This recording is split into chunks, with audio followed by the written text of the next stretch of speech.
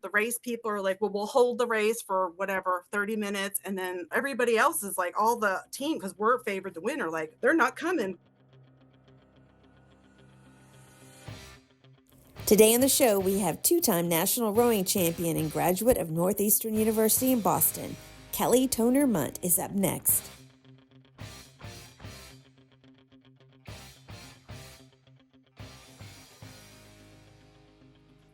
Hi, everyone, and welcome back to the Fifth Quarter Podcast. I'm your host, Sandy Adams, and this is where we dive deep into the stories of retired athletes, the perseverance, the resilience, the career pivots in finding the passion they crave. Get ready to dive into the true stories from the athletes themselves, talking frankly about finding their true calling after their competitive careers end. So grab your iced tea because I'm from the South. Get ready to be motivated and inspired because this is where the real stories are told. Today's guest is another multi-sport phenom at the high school level in both rowing and field hockey. She's a two-time national rowing champion, first at Holy Spirit High School in Absecon, New Jersey, and at Northeastern University in Boston, Massachusetts, as a member of the men's rowing team. Welcome to the show, Kelly Toner-Munt. Hi, Sandy. How are you? I'm great. I've been so excited about you being on the show. And one of the things is, and before we get too much into the conversation, I just want to add a side note to you that you are married to former NBA player and Memphis player Todd Munt, who I interviewed in episode 24. So go check that out on our YouTube channel. And you commented on one of the posts that I made last week for Women's History Month, and I was just amazed. I even told Todd earlier, but when he was getting you on the show here, I'm like, why didn't you tell me that your wife was such an awesome person? So I've been looking forward to this conversation, and we did talk that you are in field hockey and rowing, which are two sports that we have not talked about yet on here. So I'm really excited to dive into that. And I must admit, I did a little research last night on rowing. I kind of got the field hockey thing, but I did a little research on rowing, and I'm really excited to dive deep into this conversation and your story because it's quite eventful over multiple levels Mhm. and different sports. So let's talk about you grew up in New Jersey. Let's talk I about did. how you grew up there. Well, I grew up in South Jersey, right outside of Atlantic City, New Right. Jersey, in Absecon, which is the first town right across the causeway from Atlantic City, so right inland. So I grew up on the beach and the boardwalk and on the water, and just think of the boardwalk and Boardwalk Empire. Right, right, right, right. Knows, um, just salt water and taffy and Ferris wheels and Sure. just kind of what you would think Atlantic City would be. So I'm Um, I'm curious, you don't have a Jersey accent. no, well, sometimes, right? I Like when guess you when get I'm really mad or you get like talk. mad, Yeah. mad when I'm with my people, I do. And Right. South Jersey, is a little softer. It's not as Okay. you don't start getting into that Philadelphia or New York kind of accent Right. until you get a little bit more north or a little bit closer from Philadelphia.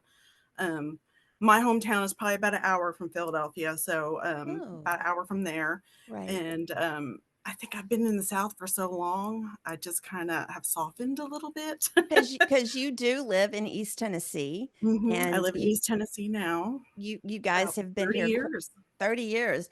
But almost. Yeah. still though, and it goes back to that you probably did not have that big of an accent to begin with, because I would No. think you would still have it a little. A little bit. I mean, my Yeah. coworkers will say they'll tease me about some things that I say, and definitely when I get fired up, it will come out. And my daughter, my son will make fun of me. They're like cherry, when I say stuff like that. But I mean, just to sort of blend into at Right. work, like I just, I've got my business voice and kind of I drop I that do too. accent. I Yeah, I can put 4 syllables in the word hello or hi. I can yeah, put 4 syllables in hi, if I get comfortable enough, yes, out there. So, yeah. you grew up in Jersey, South Jersey. When did sports first enter your life? It kinda was always there. My parents, their business was they owned ski shops. Oh, So yep, like surprise. snow ski or water ski? Okay. Snow ski in the winter, that Okay. was a ski store, and then the Right. summer, they would convert everything over to pools. They would sell pools, Okay. in ground and above ground in the Right. summer. So my dad would, run a lot of ski trips in the winter out of the store, so we went skiing almost every weekend growing up. Right. So I skied a lot, and I think I started skiing around 2 or 3 years old. So what was the closest slopes to you? Not that I Um, know Jersey that well, but right, well, Poconos was we went there a lot, about, okay. what, 2.5 hour, Okay. 3-hour ride. So you would get up around 3, 4 in the morning, drive up for a Right. day trip, ski, you could do it, come Right. back. Pine Hill, New Jersey was, a place that popped up. That was really just an hour up the road. It was not a great mountain, but, if you wanted to just get a day in. Actually, when I started to ski, competitively, I Oh, would go oh, with oh, wait a minute. Okay, Yes, you left that off also. I left that. You skied competitively also? I did. That was the early direction, when I was younger, I started to do that, Okay. um, and then I started to sorta hit some circuits, with Right. some racing with that, and I was doing okay. How old were Um, you at that time when you started hitting those um, circuits? Probably middle school, 6th, 7th, Got 8th it. grade, Got it. around there, Okay. and it was brought to my dad's attention, and I did go to that Pine Hill, New Jersey, once a week after school.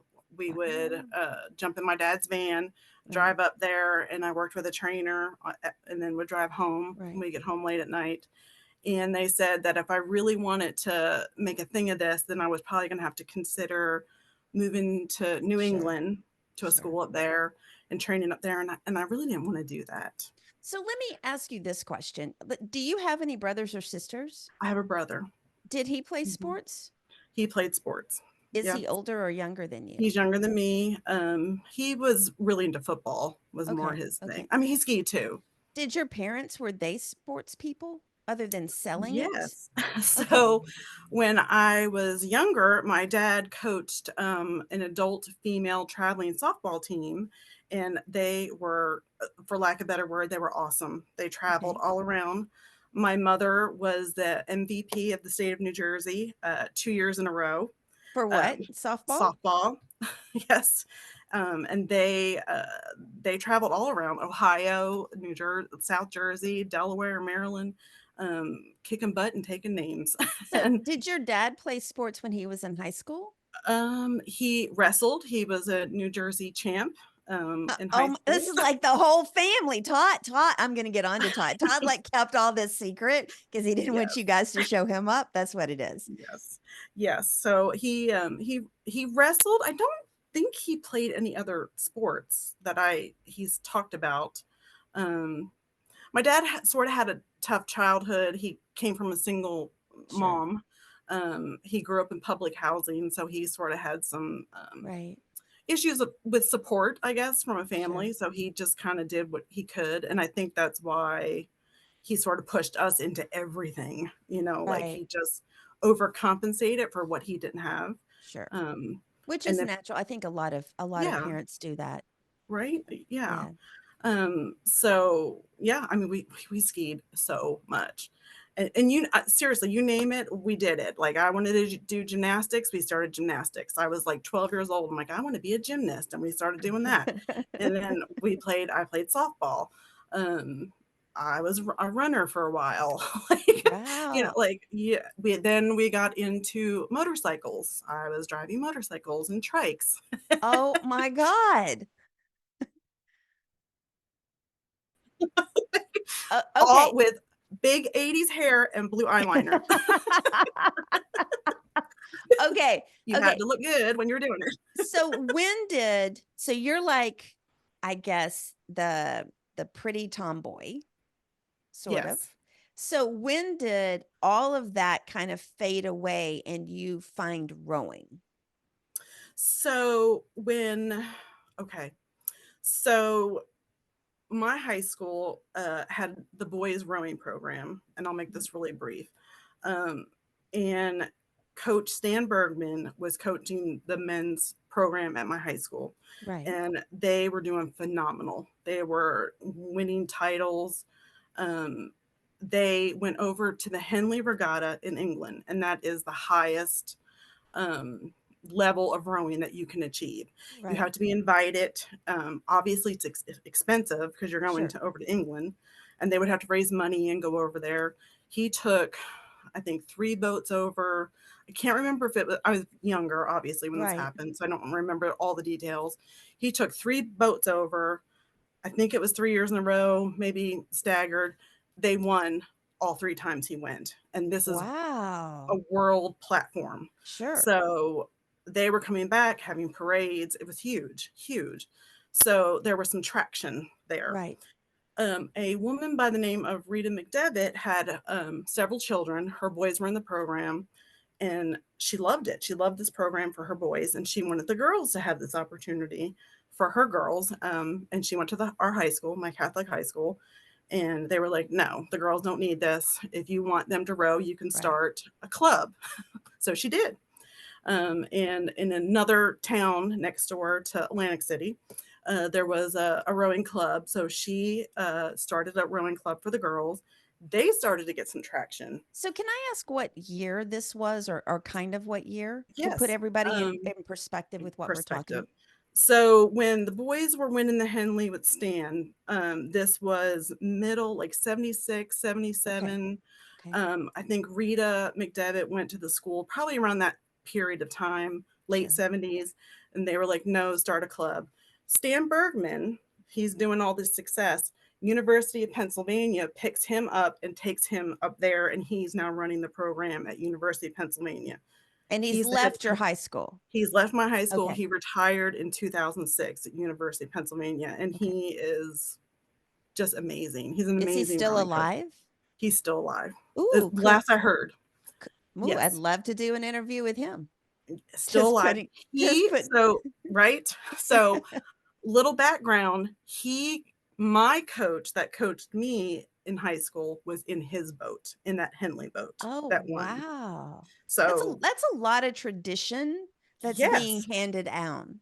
very right, deep, just deep tradition, Right. respect. I just amazing. I'm so lucky to have had those people in my life. So how So big let me ask one quick question. How big was the city that you lived in? the city I grew up in was just about, I think, 6, 7,000 people. But That's because not very big. right. But it was a private school, so city kids from all cities around came to the Okay. school. But my Sure. graduating class was 300 kids, so Wow. probably 1,200 kids in the whole school. Right. But we were known for our sports. Our football was huge. Our rowing program was phenomenal. So we did attract kids for our sports as well.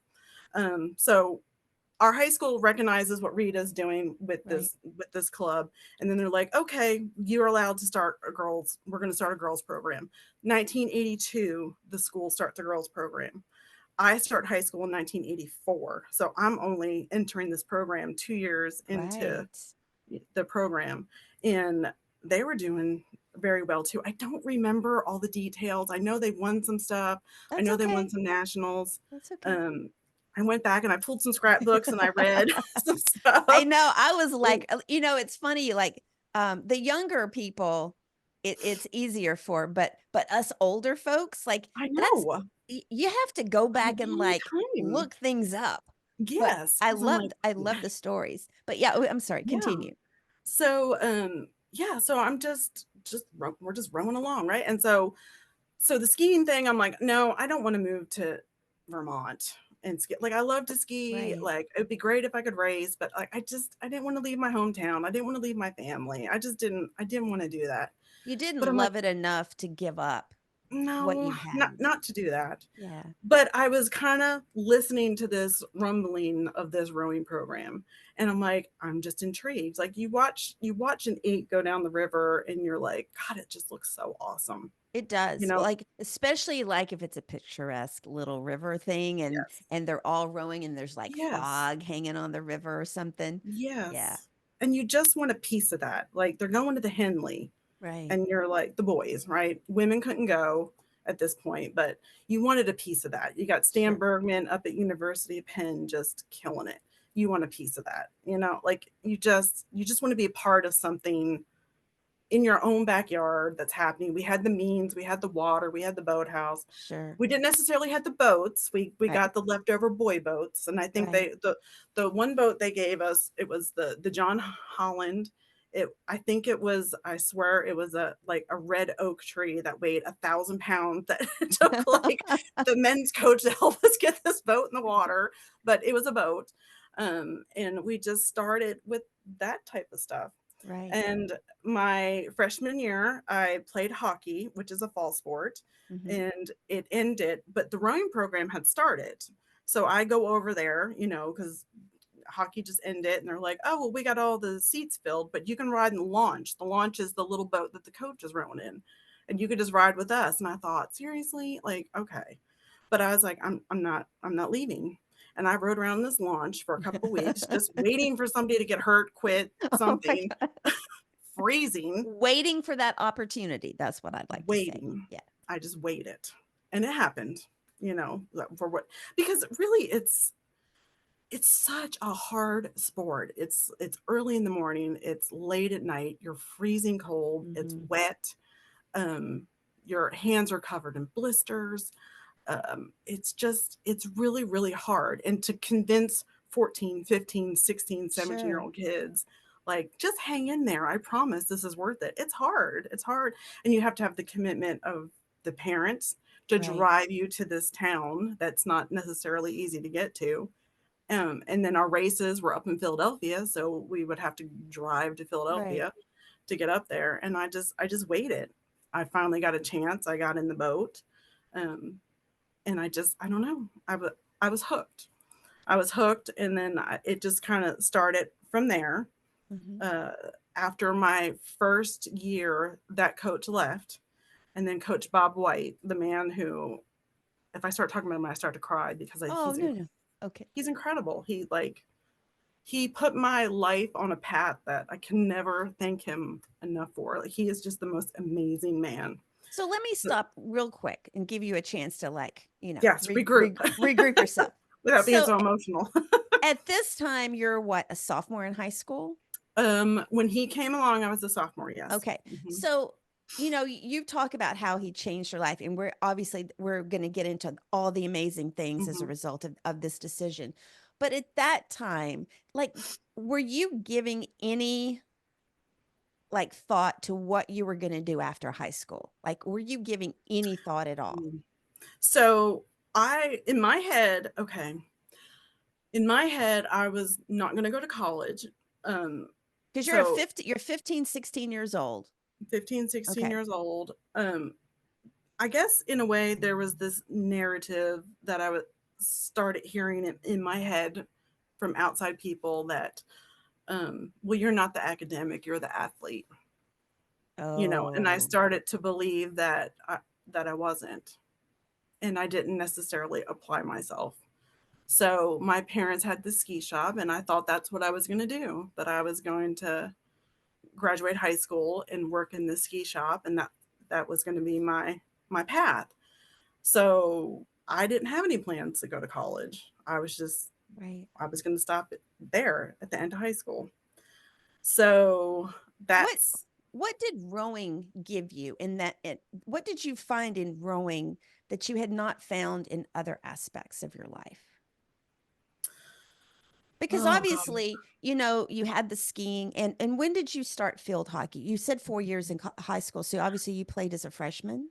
I started playing like in middle school. Our middle school teacher started to introduce it to us. Okay. I think it was like seventh and eighth grade. We just played it in gym class. We Right. made teams, and I thought this is so fun. And I loved to run. I was a Okay. runner, and I could run fast, and I could run all day, and I loved it. And it was just something different. And you had a stick and a ball, and I was aggressive, and I just loved S- it. So what did rowing give you? Because rowing is not It's hard. It is hard. And Um, you talk about the schedule, like you guys are having to drive to the river nearby or the yes. water place at and your training in the morning is at what, 4, 5, 6 in the morning? Yes. That I would say yes. Yes, on the weekends for Right. sure.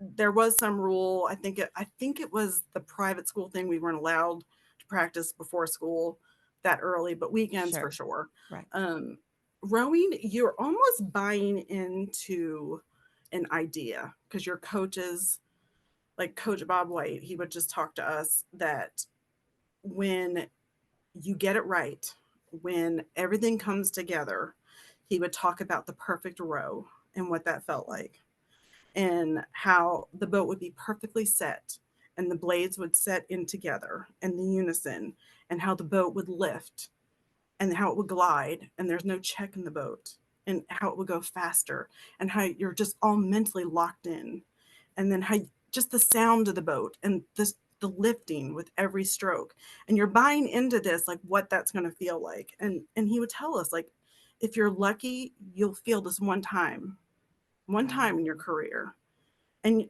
you're rowing for that. Like how crazy is that? You're rowing That is crazy.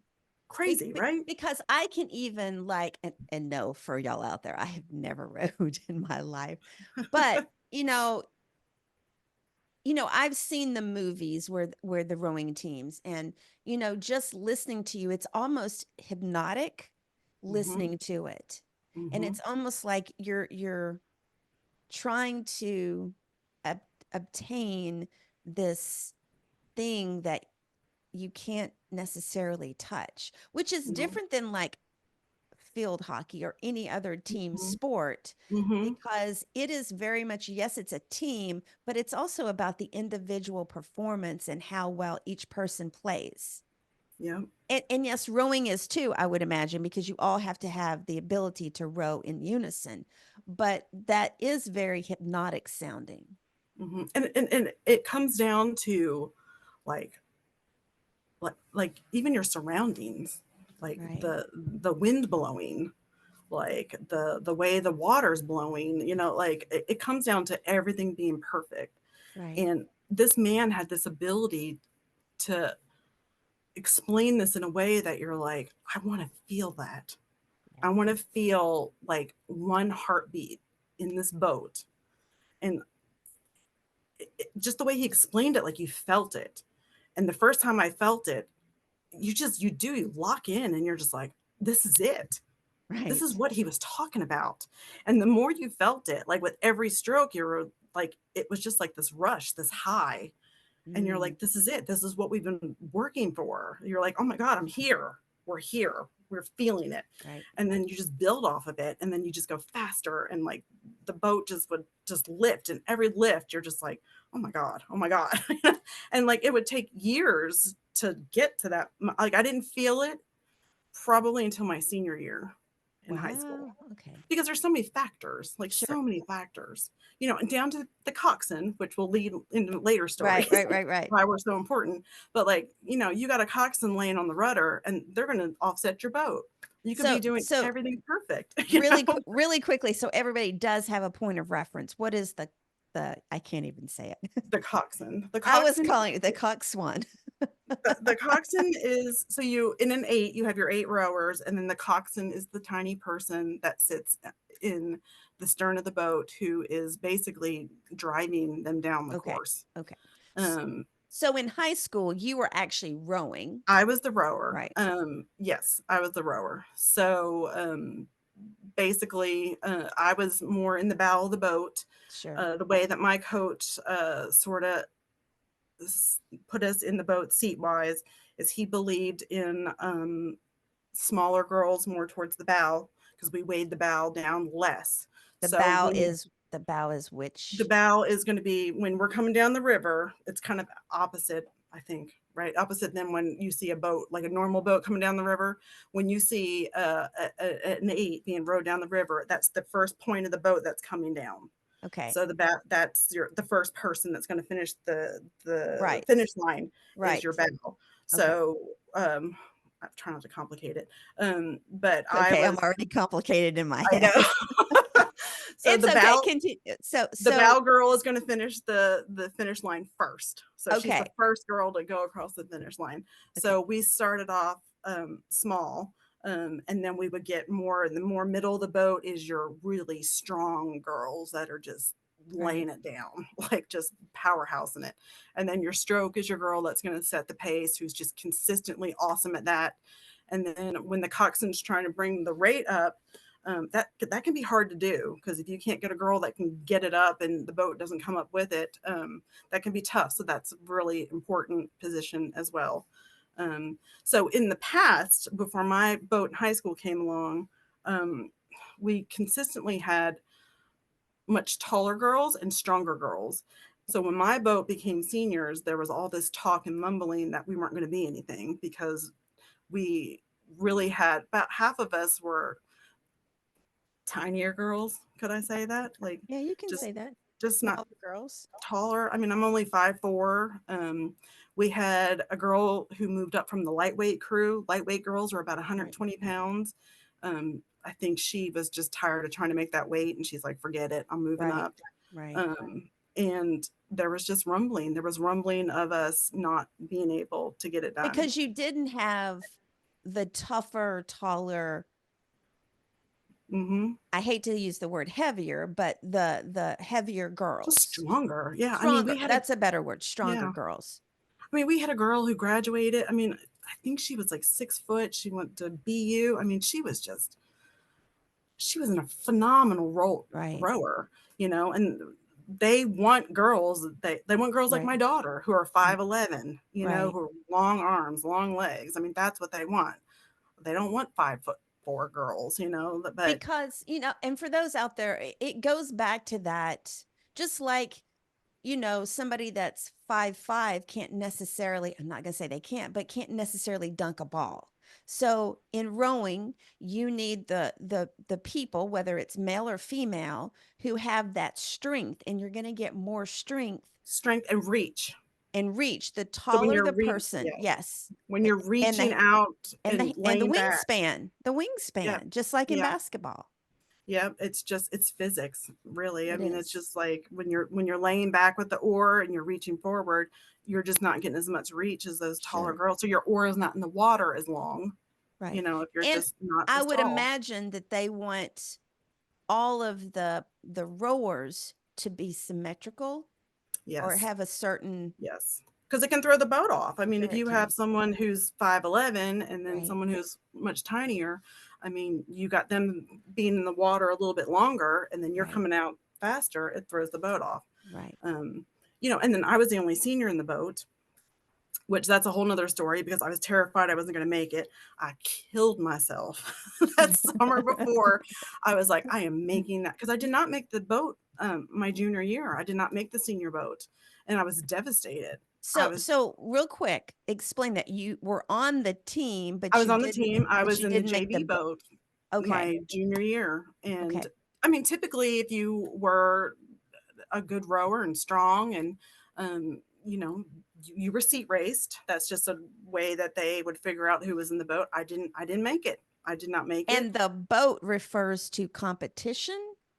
um yes, they would he our coach would take, I think I'm answering this right, that he would take a bunch of our boats and race them against each other. You switch girls out Right. against each other, and he would do these calculations, and he could figure out what boat was faster. I mean, if you saw the boat that he put together, it's no wonder I didn't Right. make it. Right. But I was like, I'm getting in that boat. I don't So care what I got it's to kind do. of, it is kind of in some way just like you have JV for basketball and Yep. JV for football Yep. and I don't know, maybe JV for soccer. It's the non-competitive in some ways team. Um, Yes. it's still competitive. I mean, we still raced Right. every race that they raced. We still had nationals at that level. Or maybe second string is a better way of Yes. phrasing. Yes, that's a better Yes. way. I Okay. mean, your varsity is your Sure. is your Sure. highest level. Right. And if you come in there as a freshman and you kill it, then you're in the boat varsity level as a freshman. I So don't think that happened, but I was hoping to get in that boat at least by junior year, and I did not. And okay. I was So right now you're a junior. You didn't make the boat. Hmm. You're still playing field hockey, Still correct? playing field hockey, and my heart was leaning that way, you Towards know, field 'cause hockey, yeah, my heart was, and I loved those coaches. My one coach went to Northeastern University. She played field hockey there. which is in She Boston. Yep, she influenced me a lot towards Okay. Northeastern. I thought this sounds wonderful. Why don't Mhm. I want to go to school in Boston at Northeastern? Right, right, right, right. Like field hockey made the most sense. Sure. For me. I mean, I just rowing was fun. It was Right. great, but like I couldn't even make the varsity boat my junior year. I mean, it makes sense, right? That I'm not gonna Okay, be able to so row. let's stop for just a second and I want Mhm. to talk about, so you're a junior now going into your senior year. Are you getting colleges recruiting you for either sport, field No, hockey or rowing? So no, no one's coming, no one's talking to you at no, all. And no. this is what year would this be? It would be 1987, Okay. Okay. beginning of Um 1987. so you're just a couple of years younger than I am. I'm aging Oh, am I? myself You too. look really good. It's my mama's DNA. Um, okay, so you're not getting any recruitment from colleges. You're going Mm-mm. into your senior year. Mhm. You make the boat, the first string. Yep, killed myself that summer, worked Okay. out, weights, just I put weight on just Right. to, just get some swing behind me at least. Sure. Get that Um, strength. I like to call it yes, strength. Yeah. strength. Um, and then there was some recruiters coming to a field hockey game. And I Okay. can't remember what school. I want to say Ohio State. I don't know why that sticks out to me because I was interested in going there. Right. Had a game. I took a step back. I stepped in a hole. I twisted my Oh, knee. it makes me hurt. Just Ah, think. it was Oh, over.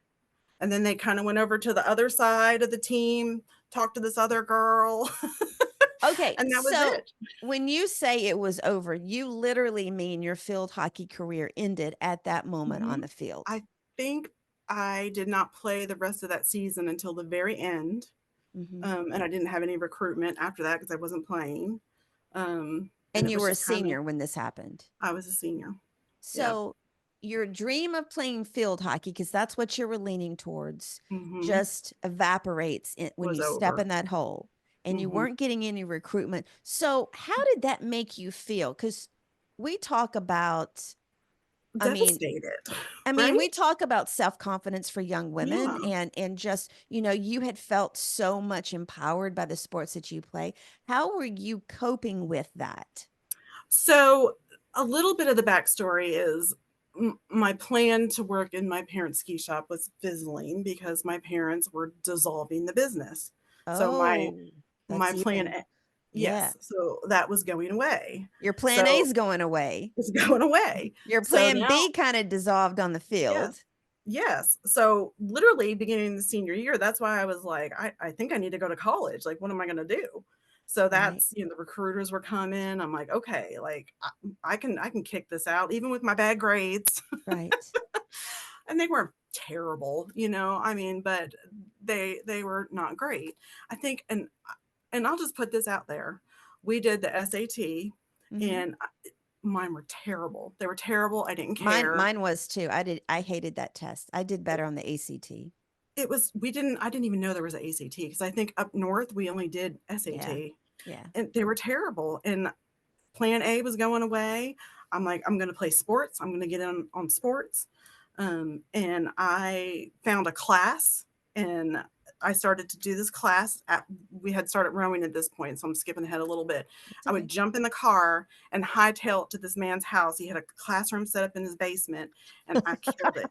I killed I mean, I was That's like burning a it. serial killer It movie was. It was set up so right there. creepy.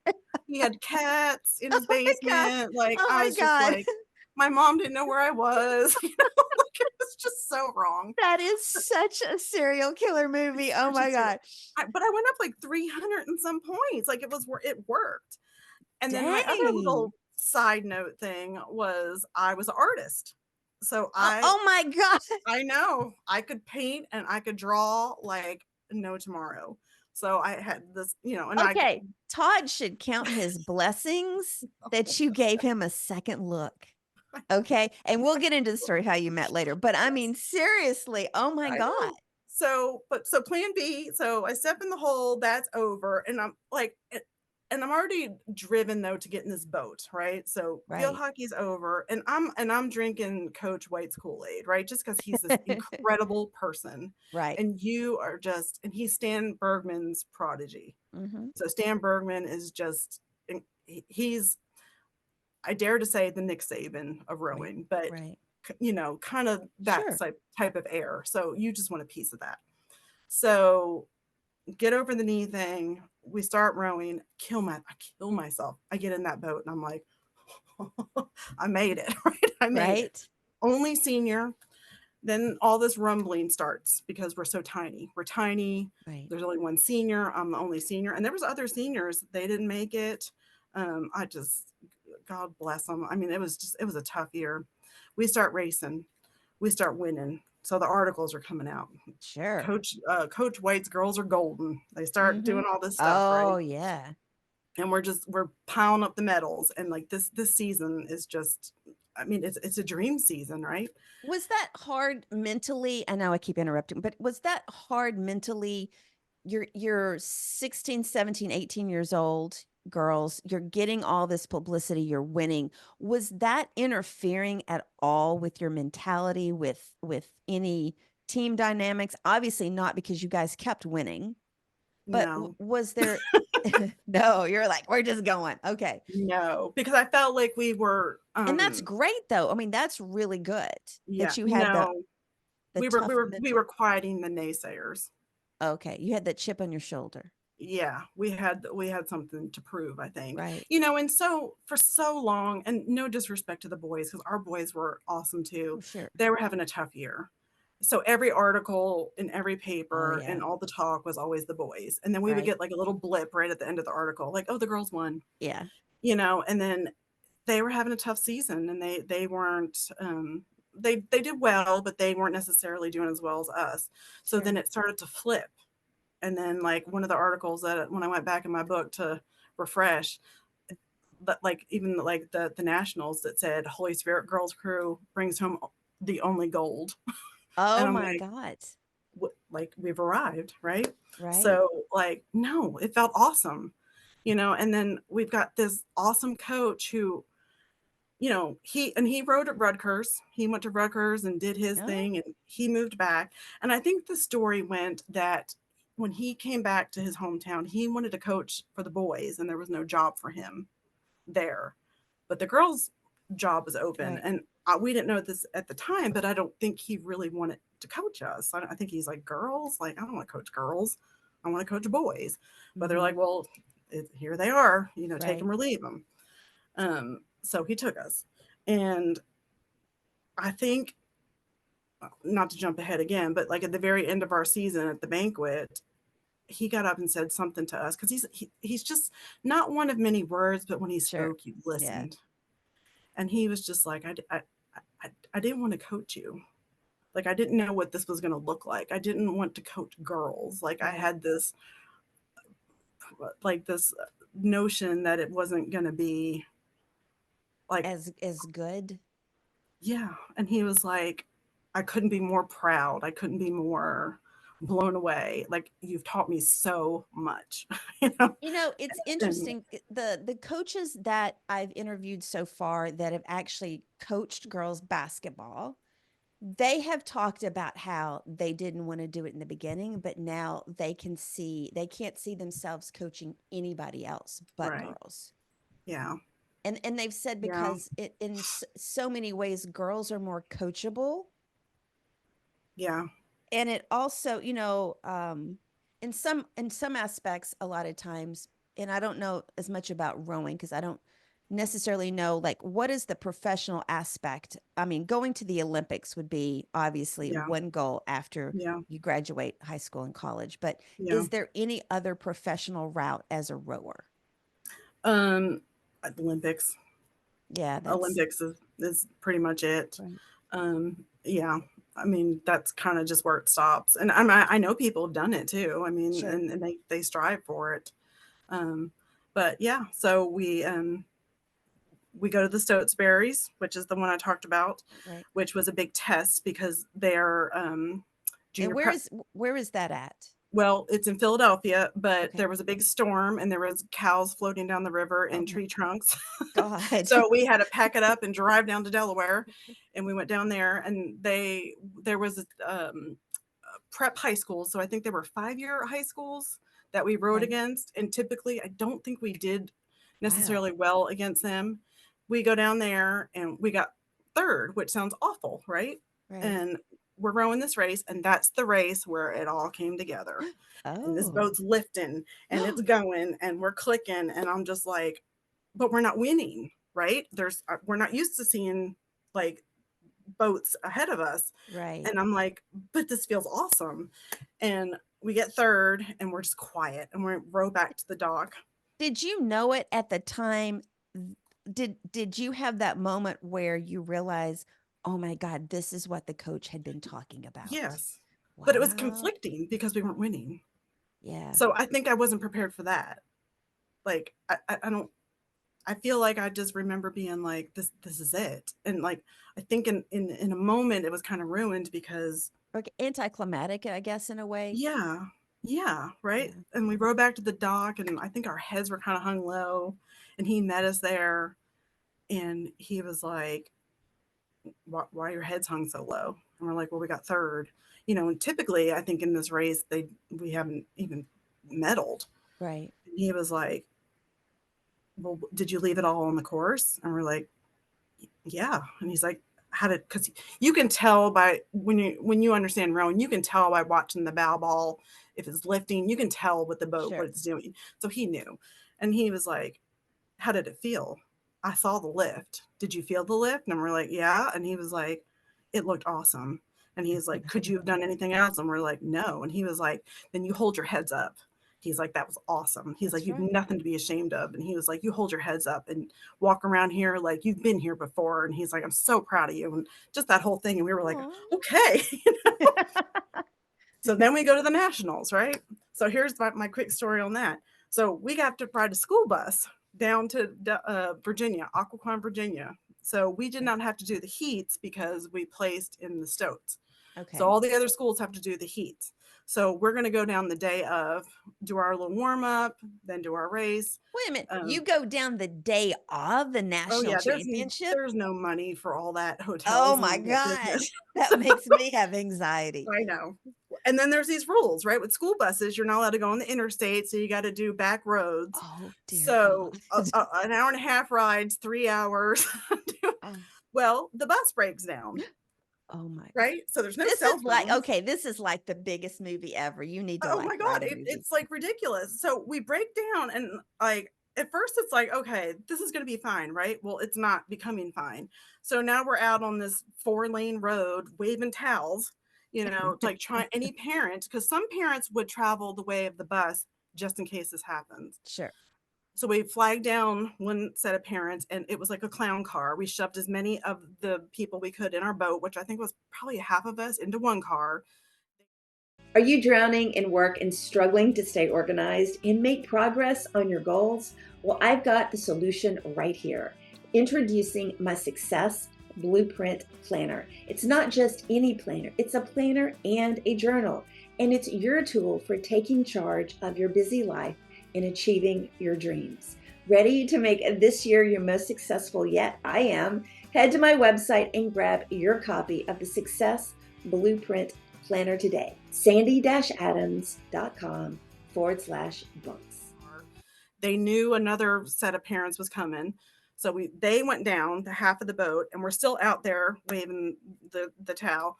The half of the boat gets there, tells our coach, they get the boat ready, hold it at the dock for us, get the uniforms standing there. The freshmen are holding our uniforms, waiting for us. Oh my The God. the race people are like, well, we'll hold the race for whatever, 30 minutes. And then, everybody else is like, all the team, because we're favored to win, are like, Oh, they're not coming. that gives me Oh my anxiety. God. I was like dry heaving. I'm like, we cannot end like this. Like, can't. Next parents come. we clown car that. We all shove in, no seat belts. We're just like shoved in this car. We get there, run to the dock, like literally ripping off our clothes in our underpants on the dock in high school in front of everybody, and then get our stuff on. And he says to us, freshmen are holding our boat. And all he said to us, because we were so well coached and so well prepared, he was like, because normally you go out, you row, you warm up, Right. we do this little thing, you come back, we go under a tree, we visualize the race, we talk about Right. all the scenarios. That There's no that time. pregame routine that everybody Yes. like was really big on. None of Yeah. that. Yeah. So that the post you sent me last night, you're like, what seat are you? That was us, because you entered the race past the finish and we had to go to the start. That was us. We had just gotten the boat and we had to go right to the starting line So to get there in were the only block. 4 people in that boat. Well, there's 8. You only saw like a little section of the Oh boat. my God, that's a lot. I didn't realize there was that Yeah. much in between each of you. Oh yeah, it's 60 I'm feet used long. I'm holy moly. Yeah, I'm and 8 used to the is boats where 60 feet everybody's like long. really close together. No, right. Holy So crap. that was that race. So like get in the boat, like we just were in our underpants in front of like thousands of people, get in the boat, we're rowing down. And he literally just said to us, he's like, be here now. You know what to do. And I'm like, like, so we get in the boat, we row down there. They're all in the holding docks waiting for us, Right. which is, and he said that to us. He's like, they're more stressed than you. You know And they're what to probably do. pissed off too. And it's They're all all pissed off. it's And we're in all the, oh yeah, yeah. all Right. upset their Yeah, strategies. they're just mad, and then they're like, "Crap, they made it." Yeah. Here comes the champions, Right. So we get in the block, get all lined up, take off, we catch a crab. So a crab is you have to turn your Not oar. like a real crab. No. Okay. So when you turn your oar, it gets stuck in the water, and they can be minor or they can be disastrous. The oar can flip up under the boat. It can come back and smack you in the Really? face. It makes your boat completely stop sometimes. We've never done that. I mean, not in a race. We catch a crab right at coming out of the start. So now we're like behind, and now we're like, what the what? like what else can happen? And then we just focused. We're just like, okay, we know what to do. We're trained. And then your coxswain kicks in, and your coxswain's going to call this race, and you just Right. got to give it to her, and you just got to let her get you down that race. And then, the parents are with the binoculars trying to see, because they can't see the whole Sure. first part of the race. And like, there's video out there, and I have a video, and they're like, they're not ahead. They're not ahead. Why are they not ahead? Like, I hear all these parents like, they're not winning. Like, and we kicked it out. I think we finally caught them like halfway through the race, and like we beat them. We beat, like, I think it was Yorktown or some Roosevelt, York, or one of those crews. We beat them by 3 seats. And typically my coach, his rule was, when you cross the finish line, you keep it together, you can Sure. row it down, look like you've been there. And I Right. think we just kind of like did this. Like, dear And God, like, thank you. It's over. it's over. And like, we didn't even cheer because I think somebody threw up, like just from rowing our guts out. And I was Yeah. just like, oh my God. You know?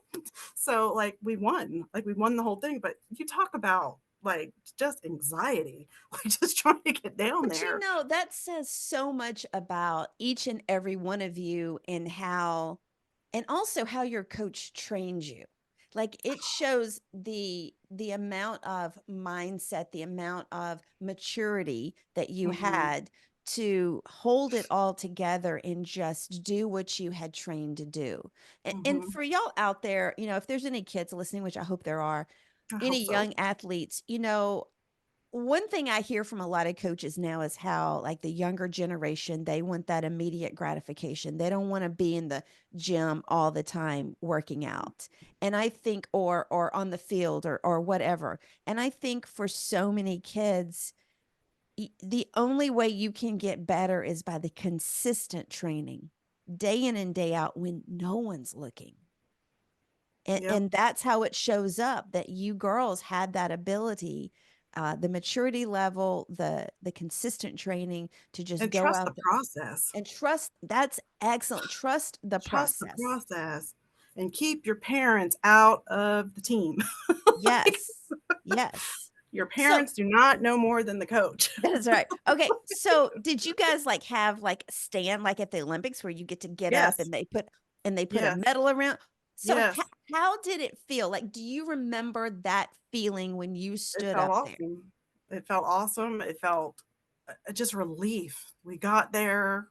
I mean, it wasn't like I really wish we had the moment where we could go out and warm up and do the Sure. kumbaya and all. Like it was just so chaotic. It was chaotic. It was Right. stressful. It was all that. So like once it was over, I mean, it was But everything. it's the best story too, and it also, Oh, I it's think, crazy. shows more of what your team was made of and individually than it Mhm. would if you'd Mhm. had that time to go and Mhm. do all the proper stuff. So Yeah. this is what, the spring of your senior year, the Spring of senior year. So at this point, now I'm trying to get recruited to Rowan College. okay, okay. So no one's touching And me. this wasn't easy. No, wasn't easy. I tried to talk to the temple coach. So basically, they want to know your height, weight, and your erg time. Your erg is the rowing machine, and Right, my erg score. I mean, it was fine, but it right. wasn't. It wasn't like the strong, tall girls. Sure. And she kind of was like, "Well, we're going in a different direction," which is what they all kind of say. Because really, and this was something that I not that I didn't think of, but a high school athlete and a collegiate athlete, there is a difference. You have to like step up to that next level, Yeah, and not yeah, everybody is made to step up. And also, whereas you have more people in high school, college is only allowing less, they're allowing less number of yeah, athletes. yeah, yeah. The pyramid Yeah. is narrowing, so to And I speak. think, I was a first generation college, um, Right. and I didn't, probably if I had a better plan and maybe looked at schools that were a little more forgiving, I probably could have went to a smaller Sure. school and wrote. Sure. But then I was under the time crunch. I Yeah. didn't really have my act together. I was in the basement with the cats trying to get my SAT score. And I really wanted to go to Northeastern, um, and I had And this they told list. you no, correct? They told you no. They were one of They the told me schools to no. tell Rutgers you no. told me no. The women's Nor teams told you no. Yep, Northeastern told me no. And so all these doors are closing, right? So then I go and talk to my guidance counselor, Right. and he said to me, he said, and I don't remember the exact words. He was like, I don't think that you're cut out for college. Like your Mhm. academics just aren't strong. He's like, have you considered beauty school? And Oh I my went God. home and I talked to because my mom actually had her beauty license, and I don't like to touch hair. Like it's a texture thing for me. And I was like, Mom, can you believe this? Like, I don't even like to touch hair. And he told me, Okay, so why did he even, I know this is like we're going like way into this, but I mean, these are some important parts because it's the makeup. I mean, because technically you've already gone through one fifth quarter. So we're getting to the second fifth quarter. I have But so many recorders, but right? Yes. uh but but why did he look at you and think beauty school was the alternative? I don't know. Why did he? I I mean, don't know. I don't know. Because I That's didn't, I such an kind of, odd thing to throw out there unless I there are a don't lot know. of beauty I went to salons. this Catholic school. I was not Catholic, but I went to this Catholic school, and without like kind of unpacking Well, all that, a lot of people, my great nephews go to a Catholic school and we're not Catholic. and I don't know if it was a sign of the times, a sign of the school. I don't know, but like equality wasn't something that I No, felt it wasn't. was, Yeah. And especially like in that time period and in that yes, situation. yes. He Okay, told me so to apply to Elon. Am I saying that right? Elon. He's like, if you want to take a stab, apply to Elon. Right? Am I saying it I right? don't It's in have North Carolina, South I have Carolina. I no applied clue. there, quickly got rejected from there, Was that a and college? hmm it's a very I've, good school. I've never heard of it. Elon, Elon. I've never It's heard very of it. expensive. It's very good. Which I don't know why he would tell me to apply there. I mean, I was definitely not getting in there. And then when he started saying hairdressing, I kind of just didn't hear anything he said Yeah. after that. I kind Yeah. of was like, we'll forget you. So, Northeastern women's coach was like, nope. And then I was like, well, I'm going to go to Northeastern. And they had a very big art program. I was a good artist. And where I lacked the grades, I had street smarts. And I thought, I'm going to get in on with my art. I'm going to take my portfolio and I'm going to get in on this art thing. I don't know what I'm going to do with it, but this is how I'm getting in. I was good at art. and I was good at science, and I was not good at anything else. I'm not good at grammar, English, right? Like none of that. I can't do any of that. But I was strong at science, and I'm going to take pictures that I won all these art awards. I won like best of show for this and that and all that. So I did, and I sent my portfolio up. I got in under art, Oh talked to my the rowing gosh. coach. Yes. And then I thought, well, I don't know, maybe I can do like marketing or just whatever, something with Right. that. So women's You're coach says okay. no. Can I just say you're a hustler, and I Oh, like that. You are a hustler. hustler. I'm from New Jersey. That's right. You hustling. Okay, go ahead. Okay. So rowing, but I So still you're have to find okay. money, You're right? I got to get money you are accepted under art at Northeastern. at Northeastern. I Okay. have no idea how I'm paying for it, right? No clue, right? Parents are kind of like, this ski shop thing's going away. We don't know. So I get a call from Northeastern University's men's rowing coach. And I'm like, huh? He's like, I heard that you were talking to the coach, and she said that because my rowing program in high school is well known, right? Because Mhm. they Obviously, recruit the yeah. boys out. Right. Yes. So he was like, I know that you're about 5'4". How much do you weigh? And I was probably about 135 pounds in. And he was like, if you think you can weigh about 125 pounds, I can teach you to be a coxswain for the men's team if you'd be interested. And he was like, we can offer you some money. And I'm like, what? I'm like on the phone, What? like, are you prank calling me? Like, what's going on? And I'm like, okay, well, let me talk to my parents and give me your name and number. So I talked to them, and I'm like, and they were like, what are you saying? And I told them, and they're like, okay, well, should we go talk to him? I'm like, okay. So we drive up there, and we met with him. He was the freshman coach, Gary Caldwell, and he was just darling. I mean, I know that's a weird word, but he was just No. so welcoming and warm. And he was like, we love the Holy Spirit High School program. We know you're coming from a strong program. We're Right. impressed with what your boat did last year. We know you can do this. You can fit the coxswain seat very well. And like now the scholarship, it was nice, but it didn't pay for all of it, but it Sure. helped.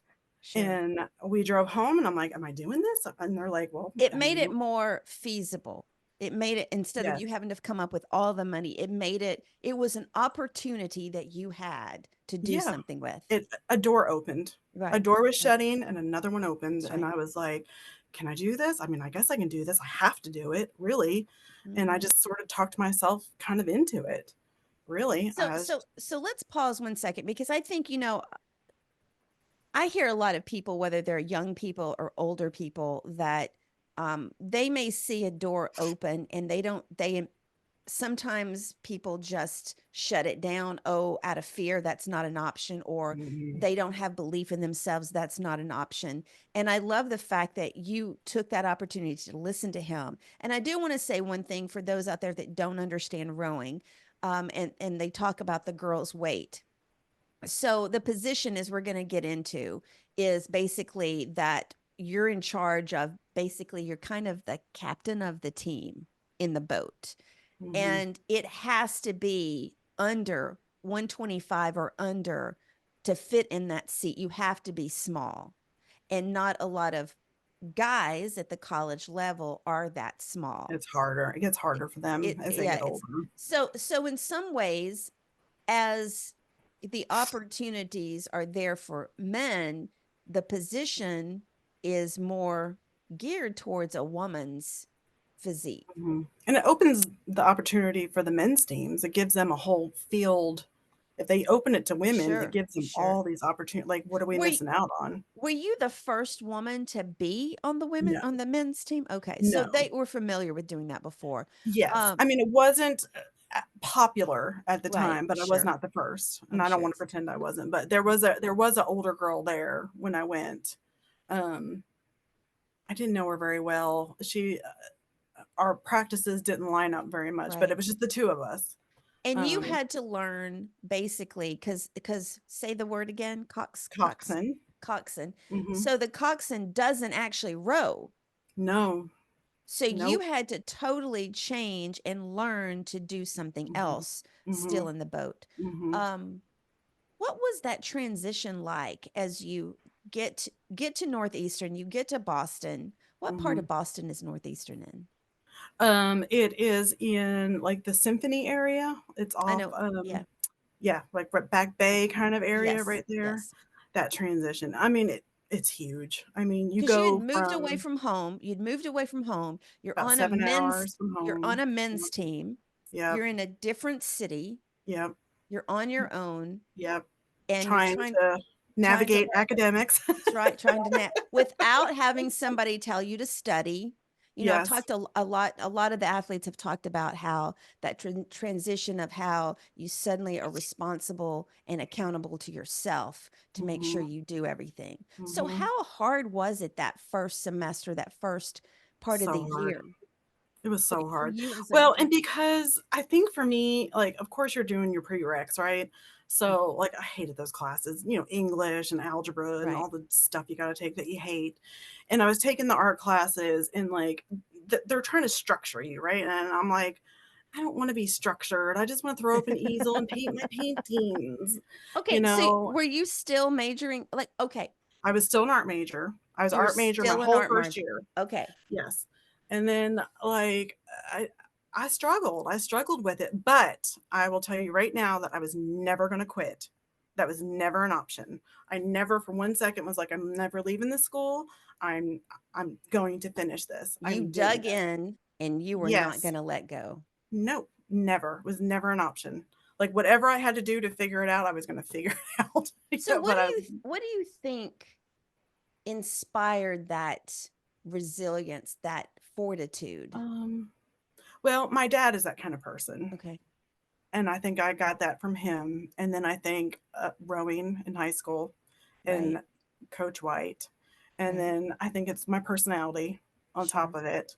Sure. Um, I think I'm just I don't know, I'm a tough person. Does I just Todd know how blessed he is? Like I really, think I does he? think I think he I thinks I'm hope a so. I I hope think so. he thinks I'm a pain sometimes. So here you are at Northeastern, and it's a pretty prestigious rowing program, is it not? Huge, yeah, I think we Yeah. were it definitely was top 10 back in the day. I mean, huge. So here you are in this new environment, in this, and for those out there that don't understand, you had to make sure that your weight did not go above a certain Yeah. amount, and you had Well, yeah. I mean, you can weigh more, but the problem with that is if you weigh more and your team's losing, that you're the first person sure, they're going to look sure, at. sure. I mean, you can't be 150 pounds being Right, pulled around in the boat. I right. mean, you got to be as close to 125 as possible. They don't necessarily start weighing you until the spring, so you can get Okay. away with some stuff in the fall. And I think I, I want to be clear, like there wasn't necessarily pressure, like the coaches and my boys were not necessarily how much do you weigh, like Sure, I didn't sure. feel that outside pressure. Occasionally we would get the to all the coxswains, Right, like be aware of your weight, right, make sure you're within right, reach. And being but 135 pounds, I thought, oh, 125 is reachable. right. Honey, it about killed me. So what I wanted to kind of get at though was that because based on my limited research last night, the guys needed to be stronger and able to row, just like you had Hmm. in high school. Hmm. But Hmm. for the coxswains, you guys or you women had to exercise outside of regular practice Yes. because you had such a different role. Yes. So when they're working out, like if they were doing like circuit training, like Mm-hmm. you were the person who timed them, so your role Oh, was you're running the practice too. So you so necessarily couldn't work out when they were working out. because you're So they would, still so I'm sorry, I can't because you're I want to fine. make these points because Yeah. it's kind of like a drill sergeant or something like that. You're there not only in the boat but also in practice, You're so kind of that like their coach. you are kind of like their coach. You're their coach. So I would do stuff like, so the boathouse was 5 miles from campus. And like I would run to practice to get my Mm, exercise in. Or if I didn't do that, when we would take the van back to practice, then I would go to the gym on campus and then do right, my workout. right. So I was doing these long workouts with them, and then I'd have to do my workout. So you can imagine. I mean, I Okay, just so let's because I know we've been talking for almost an hour now. Oh my Um, God. Oh, I'm sorry. no, We can you're speed fine. it up. No, you're fine. But see, the thing is, your story it's has so many interesting Layers. aspects Yeah. to it that I want to make sure we get through all of those. But here you are, and your team, you did win the national championship at the collegiate level too. Mm-hmm. So Mm-hmm. kind of talk us into and To that. to that. So that story is, so I've got my boat. Um, I worked really, I think, so the advantage for me was I was a rower. I'm coming from Coach White and his Oh incredible yeah, coaching. I right, could bring that to the table. right, I knew what I could look down this boat, all 60 feet of it, and I could pick things out. sure, I could coach this team. And what I couldn't tell, I could communicate to my coach later. Like, I think 5 seat, right, watch what he's doing. There's something going on with his right. blah, blah, blah, and we could communicate a lot of that. And I think we worked really well together. And I think we made that boat faster. So Was then it we start piling up the medals, was right? it So we're, in was it intimidating for you to take that leadership role of the team? yes, at first, for sure, Okay, okay, 100%. I mean, because they push you, right? Like these guys, they want sure. to, again, the blonde hair, the blue eyeliner. And they're Um, 18, 19, 20, oh 21, my God. 22 And there was, years old. yeah, and some of these kids are from different parts of the world. Like they're not messing around, like Wow. they're. But once, like I was whining my dad about it one day, and he's like, you know what? Stop whining. He's like, just win. If you win, they don't care. And That's I'm true. like, okay, I'll just win. That's what I'll do. That'll shut them And up. yeah, and I got in a really good place with my boat. We had a lot of mutual respect. It was hard though. It's hard at first. Like the first time I sat in that boat, I thought I was going to vomit.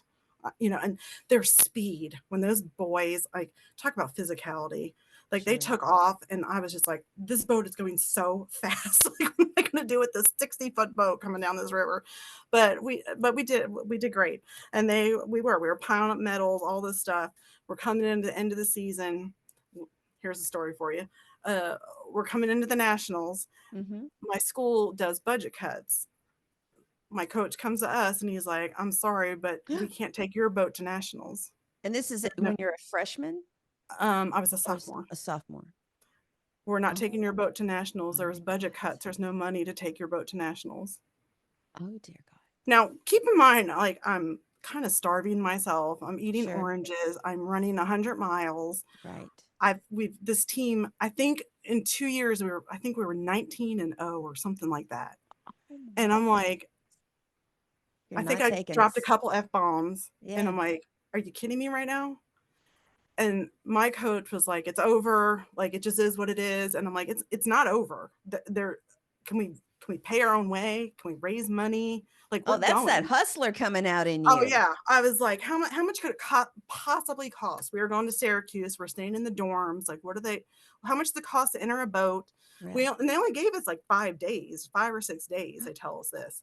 I, I mean, you talk about furious. I mean, we are furious. Well, sure, you've And worked all this way and done all all this this time. to not So get the I chance. think about that. Just like budget cuts. There was Yeah. just no money for you. And I'm like, are you kidding me? Like 4 in the morning practices for years? Like, no. So we do bake sales. We got t-shirts, we got hats. We did all this, right? And we raised a big chunk of money. I later found out not that long Wait a ago, minute, you did that in 5 days? in 5 days. We didn't, so we raised a big chunk of money. And then I found out not that long ago that whatever we didn't raise, one of the dads put the rest of the money in. Well, let me finish telling you this. So I had an 60-foot boat. We could not take all 8. So we decided as a team that we were going to seat race the 8, and we took a 4. It was Oh, horrible. you had to Horrible. cut the team in half. We had to cut the team in half. It was hard. It was horrible. How did you decide on We that? seat raced. We took out 2 4s. We got another coxswain to cox the other 4, and we seat raced. But you were a guaranteed spot though. They told me I wasn't. They told me that if the other coxswain boat was faster, that's what they told me. I don't know if Okay. it's true, Right. but I went. But yeah, so we had to cut our phenomenal team in half. And That's heartbreaking. it's heartbreaking. It was wrong. It's heartbreaking. Okay, There, there's, I just want to complain about the fact I've never heard of a school 5 days before an it's event like that, terrible. the national championships, just saying you guys can't go. We've got budget No, cuts now. no, it's terrible. There's an article in the New York Times, like you can still pull it up, that talks about it. Like I pulled it up the other day. Like it's just awful. It's awful. I don't even know if I was my age now, I would think I would have flipped a bus over. You know what I mean?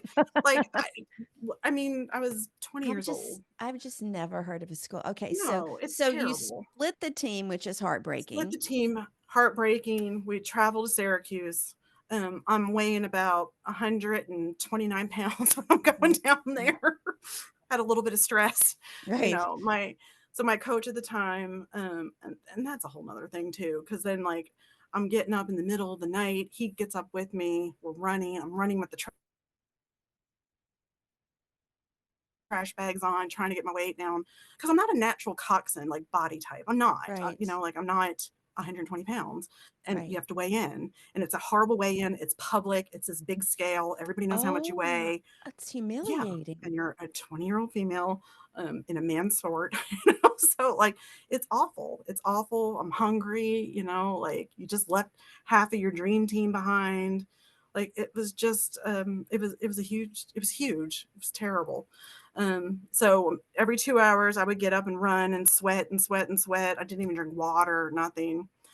The morning of weigh-ins, I think I weighed 126. I'm like, okay, like that's good. So I come back to my team. I was with my coach. I weighed in. I came back. So if you weigh 123 pounds, then they sandbag you up to 125. So I had Oh. no sandbags. So they're like, no sandbags. I'm like, no sandbags.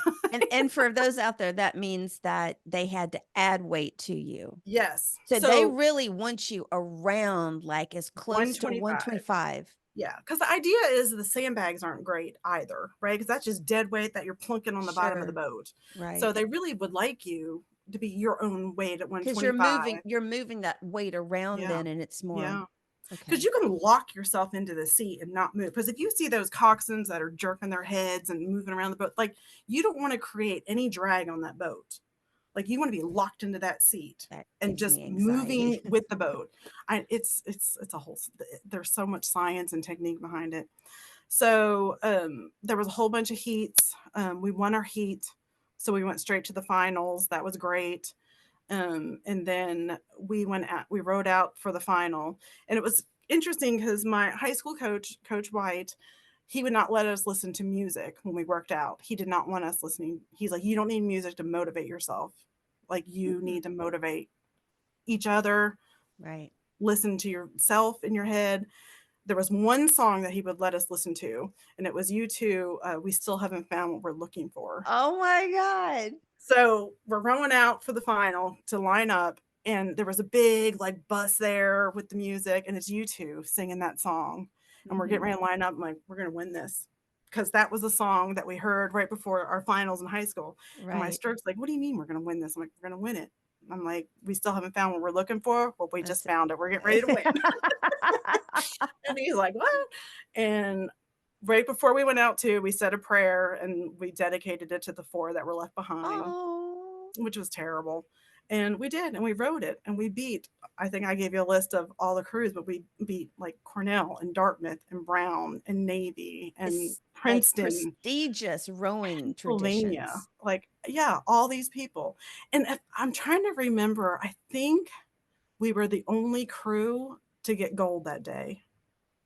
And I Wow. thought, that's what you get for trying to leave us behind. That's right. That's what you get. I think some other boats maybe placed, but I think we were the only ones to get Oh, gold from Northeastern. from Yeah, Northeastern. God, right.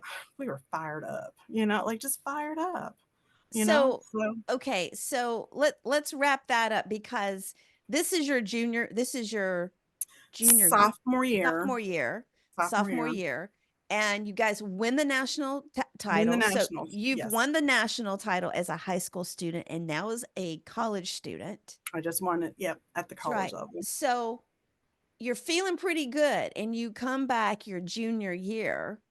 come back junior year. And are you We still an art major? No. So, well, beginning of sophomore year, this is so spring, I do some more of these kind of art classes where they're trying to force me to do something with it. And I'm still like, I just want to paint a picture. Like, I don't, and I was like, I think I'm just gonna switch over to nursing. Like, I think I'm just gonna do that. Like, I'm good at Why science. nursing? Oh, because of Um, science? I like science. I loved anatomy. I loved physiology. I was a lifeguard growing up, like Okay, a for summer lifeguard and a jobs. nurse are kind of a little far A apart little there. far. I think it was just maybe the nurturing part, maybe of Sure. me that Okay. I was like, it makes sense. And I really wanted a job with stability. I didn't want to be the starving artist. Right. And I thought this could be a good thing. Like, let me be a nurse. It makes So sense. so fast forward really quickly so everybody out there doesn't think like, "Oh my god, that where are we going with this?" So what is it that you do now with your nursing degree? I work in radiation oncology. So when people have cancer and they need radiation, you Mhm. come see me and I meet with you and talk with you and I take care of you through the whole process and all your follow-ups and Right. until you're basically discharged, which is many years later because you stay with Sure. us Sure. for a long time. That has Um, to be really hard mhm, um in some aspects, mhm. obviously. Um, that's a very my mom was a nurse. She wasn't that kind of a nurse, but and I will get emotional too. So we won't dive into that too much. But so you change your major to nursing and you start your junior year and were you guys as successful your junior year as you were? I mean, obviously you didn't win the nationals again, but was the Right, success was the right. team as good as the sophomore year? Well, so I rode the fall with the team, and we did trimesters. We didn't do Okay, semesters. got it. So I started the winter semester, and then things got really real with nursing very Sure, quickly, and I had to start doing all these clinicals. And then we also had practice at the crack of dawn, sure. so they would overlap, and you couldn't miss either Right. one. So, and just to keep it real, I think. Just to say this, like my health was suffering from the weight loss, keeping the weight down. Sure. My hormones were out of whack. Um, I So was getting that's a good point to make because I had there was a track a track athlete from UAB that was on several weeks ago and she talked about because I don't think a lot of times people think about that, but she talked about her health and mhm, has a young girl in high school mhm, and then she went to college and the amount of running she had to do was like so much mhm. higher and her period and everything Yes, it yes. affected that. What do they call it? Athletic amenorrhea. Yeah. I Yeah. didn't, and I'll say this for the girl dads. I know you have a lot of Sure. dads that listen. Yeah. So if you have a daughter, um, I mean, for 2 years, I didn't cycle, and I was back and forth to the doctor, and it puts you at risk for heart disease, Right. early osteoporosis, Right. infertility. And Right. I was going to the doctor, and they're like, "You have to put weight on." I'm like, "I can't put weight on," like my scholarship. And the hustler that I am, Sure. when it started to become um, sort of an issue, for my health, and I was getting stress fractures Yeah. from the running to keep my weight down. I went and saw my financial counselor and I was like, look, like this, it's starting to overlap. I don't know if I can continue my sport and do nursing. And she's like, well, let me look into this. And she's like, well, you have enough time in your sport that your athletic scholarship will continue. So I got the rest of that scholarship. Oh my And God. then I saw her early on when I got to school, and I got these like crazy other scholarships. Like, if you're a blonde from South Jersey and an athlete, I got $1,000 for that. And like just these gifts that just kind of Right. fell in my lap. Right. And she was like, yeah, like you'll still get your scholarship. And I'm like, okay. So I just made the decision for my health. Right. Um, to do my nursing career because I like, for example, Todd, when he was Mhm. doing basketball, like he had to switch his major because he just could not figure it out with A lot basketball. of a lot of them have had to Yeah, do and that. I just I'm a female, you know, like there Yeah. just was nowhere to go with rowing Right. for me, not with my weight the way it Sure. was, and Sure. I didn't want to go to the Olympics and be a coxswain. It just wasn't my dream at that point. And I achieved the highest level I could in high school or college, high school and college. Yeah, Um, both of them. yeah, so I felt accomplished and I felt good about, okay, it's time to Right. put this to rest and finish this degree that I Right. started, um, and move on to the next chapter of my life kind of thing. And then I ended that. I went and talked to my coaches and I really hammered away about my health just because it was a huge decision for me because I really was not healthy. I was Right. having a lot of issues and I was just like, I just don't feel well. I'm having a lot of issues. I had a lot of ovarian cyst, just stuff like that, pelvic pain, the stress And I fractures. think this is actually not that we set out to talk about this stuff, but No, I do right? think it's good because a lot of the dads that listen Hmm. have girls, Yeah, and a lot of yeah, the guys that have been on the show have girls. So yeah. I think it's important It's to, important. to think about those Yeah. things I mean, because if or to talk about a those girl's things. body is not doing what it's supposed to do, there's something wrong, Sure. you know? And I think like if Todd Munt's daughter's body was not doing something, Todd Munt would be intervening. Right, right, right, right, right. You know? So yeah, so they were great. They were great about it. They were just like, Yeah, they were like, there's life after crew. You have to sure, do sure. what is best for you. Um, How so how was it for you mentally though? You've been with for what 7 years high school and yeah, then three in yeah, college. You've been with these teams, these families, and yep, you've accomplished so amazing things. And as we talked about, rowing itself is almost, it's this thing that you chase after, this dream, this euphoria feeling. hmm, How was that? How was the transition for you not to have rowing in your life? Because it had been such a part of every single huge. day Yeah, and the right. discipline.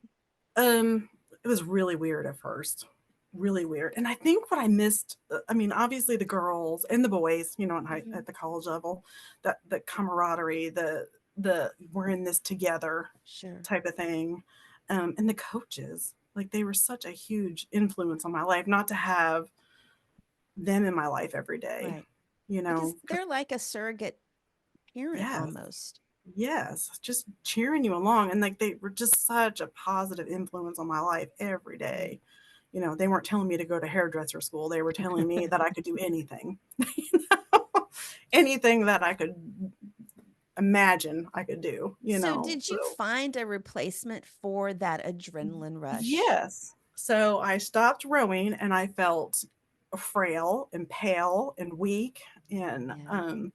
I put some weight on and I started weightlifting. Oh my God. And I bulked up and I wanted to feel strong and I wanted to feel everything that like weightlifting could bring for you. And I didn't do it on a competitive level. I just did Sure. it on a personal level. And I just felt so invincible and Mhm. and just We've had muscular. we've had several athletes that talked about in different sports have talked about, they miss that the thrill of competition, the thrill of Mhm. the fans screaming and the adrenaline rush. We had one football player and he's like, I hate to say it, but I missed, like, I got my aggression out by tackling people on the field. And he's Yeah. like, suddenly I don't have any of those outlets.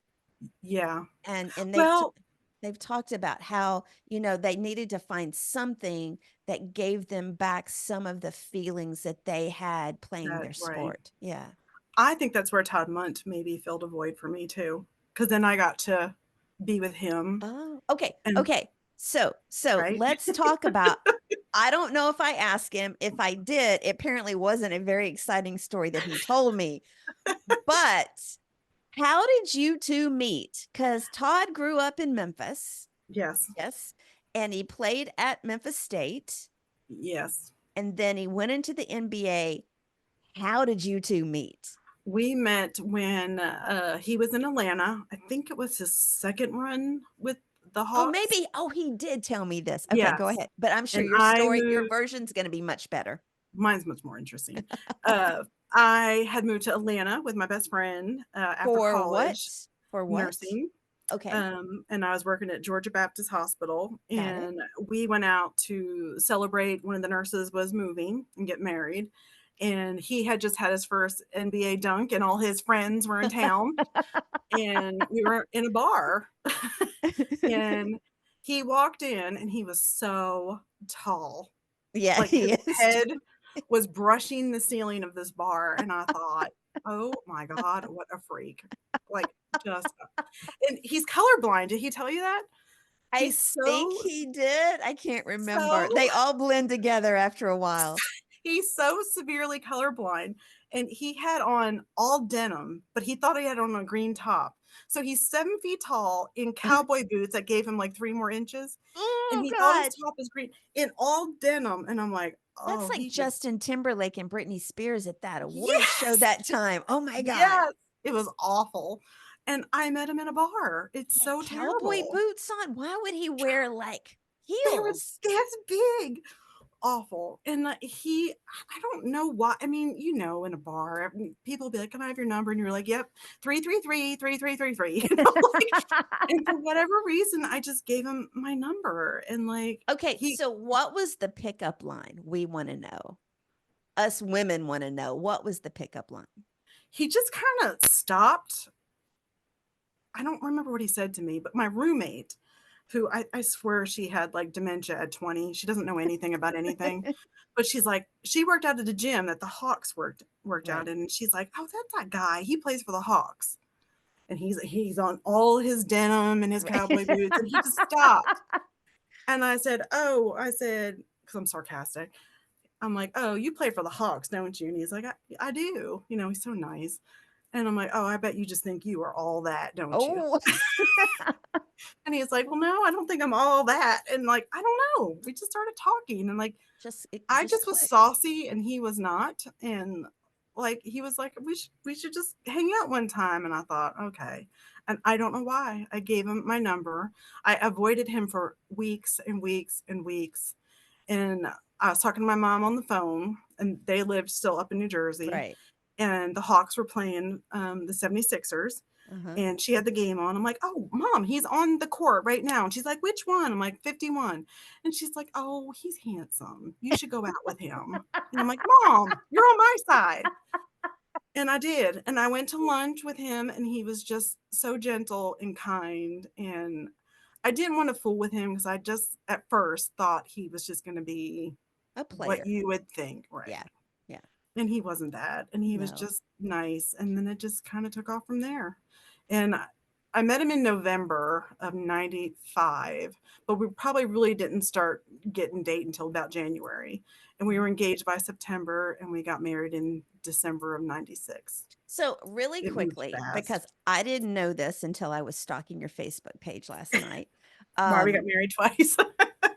so you had planned the wedding Mhm, and then he got offered a contract overseas. So I'll mhm. let you kind of fill in the In blanks. Argentina, Yeah. and they wouldn't let me come. We were engaged, but Mhm. they wouldn't let me come, and he was like, "No, she's coming," and they're like, "No, she's Because they not." would not pay for you They because you wouldn't were a pay for girlfriend. me, and he was gonna be roomed up with other Right. players, only if I was his wife could Right. I come, and this literally was like a Tuesday, and he was leaving on a Sunday, and he was like, "Okay, well, she'll be my wife by Sunday, so go ahead." And that's Todd Munn. He'll get stuff done. If you want something done, and Apparently you do too, though. well, I do too.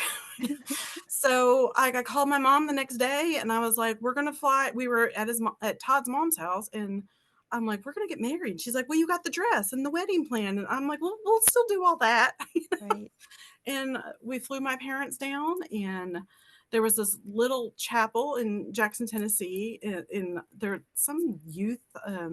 Because I live like I grew up like 45 minutes north of Jackson. Okay, Yeah.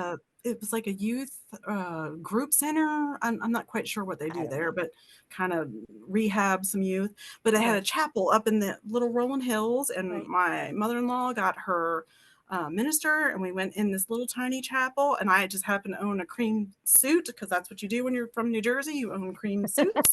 And we just got married, and then we didn't go to Uruguay. We went to Taiwan. So, and then that was in December. And then in June, we came back from Taiwan and had the big wedding with the dress Right. and did all that. And that minister, the one in June, was mad at us that we got married.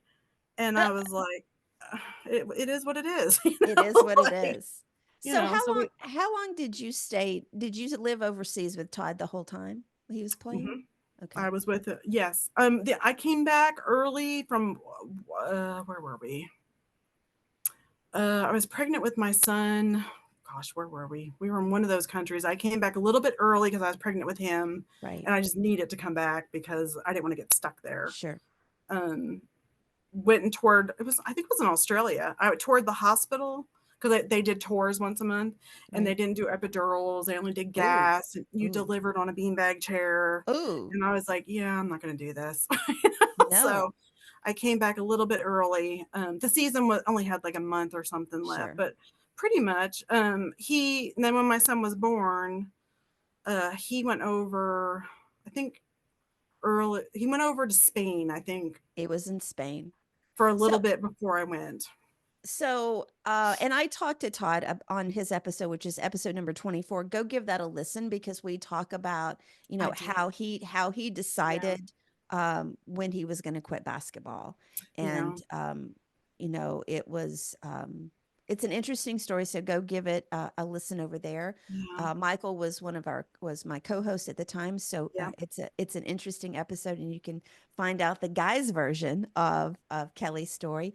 So Kelly, you guys have been living in Tennessee, you said what, 30 years? 20 years? Yeah. I 20 mean, years? like maybe 28, 27, Yeah, 28 yeah. years, close to 30. You're a Tennessean now, like you Oh, I really love are. it. You I are. love it. I You wouldn't be are. anywhere else. So let me ask you this. Well, I've lost my train of thought. So, what do you think? Oh, I know what it was. So, what is one thing on your bucket list now? My bucket list. I don't think I have the classic bucket list. Okay. Not a trip or wish to do this or that. My children, as all moms, I think, are the center of my universe. And Sure. when Todd and I got started, we didn't have family around us. And I think my bucket list is I hope I can retire and I hope I can be with them wherever they are. I hope we're all together and I want to help raise my babies, my Oh, grandbabies. yeah. And if they'll have me, I mean, I want them. And I just really want to be a huge part of that because it was so hard for us not to have any family. Yeah. And that's my bucket list is just to, be as close as they'll let me and help as much as they'll let me. Because it's not easy, right? It's not easy doing It's family by yourself. it's not easy. And I lived in Houston for 16 years, and I moved there for a guy, and then that didn't work out, and I stayed there without any family and without Hmm. any close friends. I knew a lot of people, but yeah, I understand what it's like to be and my mom actually died when I was living in Houston, so Oh, it's really hard to go through life when you don't have that close support system. So yeah. I definitely get that. Oh, God, I Um, craved it. yeah.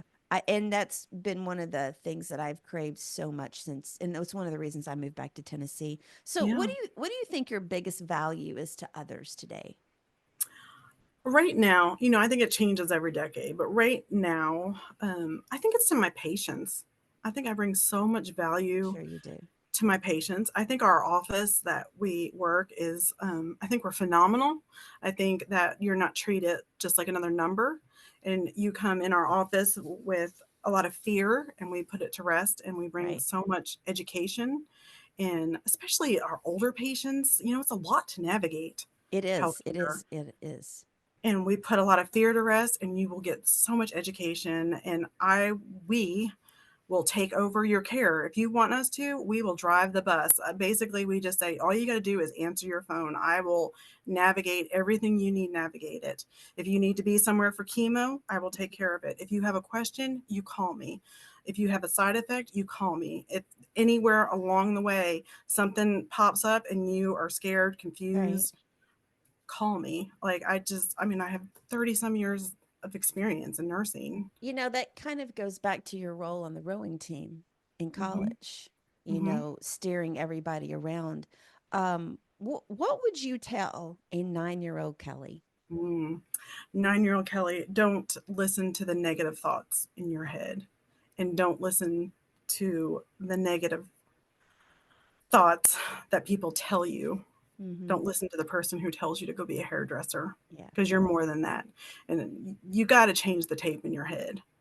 Like sure. you got to be fearless, and